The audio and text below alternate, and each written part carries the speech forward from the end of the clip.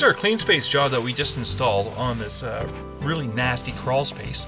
Basic components are the CleanSpace liner itself, which is a heavy-duty 20mm thick reinforced liner, and of course we have our spray foam insulation going on the walls of the crawl space to make it clean, dry, and healthy, stops the air leaks, and makes it really energy efficient. One of the considerations we have when we're spraying foam insulation in a crawl space is whether to use a medium density foam or a low density foam such as the Iceland half-pound foam here. A medium density foam is a vapor barrier. It will stop a molecule of vapor from working its way through the foam, either in or out.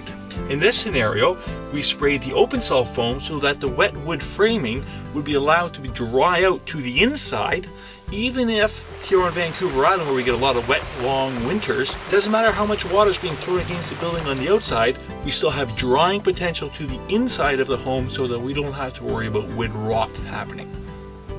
Here we're looking at a concrete pad and a steel post that we installed for the owner. Before, it was just a hunk of firewood that was holding up her house that was starting to rot out. So here we poured a proper concrete pad, 8 inches thick, the proper width for the span that we're dealing with. It has reinforcing in it. It's 35 MPa concrete, exceeds building code, totally an engineered system.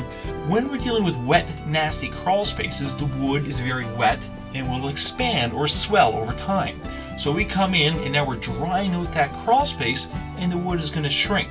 So we need to have an adjustable post to deal with any settlement that happens over time. In this detail, we're looking at how we treat a typical chimney base. The CleanSpace is held in place by mechanical fasteners, which we drill into the concrete. And of course, we have our urethane sealant, which basically seals the top of the CleanSpace to the concrete itself to stop, again, that vapor transmission from wicking from underneath it. One of the things we always discuss with the homeowner when we're in a crawl space is whether or not to remove the batt insulation that's up in the ceiling. There's a few things to keep in mind. One, there is a cost consideration to removing it, there's a landfill consideration, and there's also a health issue which we kind of forget about sometimes. Fiberglass insulation in itself has been recently classified by the World Health Organization as a carcinogen. One of the other things that we always want to suggest to the homeowners is just a cleanliness perspective. If you leave the batt insulation up there, you have all this stuff falling down over time that's going to take our nice clean CleanSpace system and make it a little bit dirty.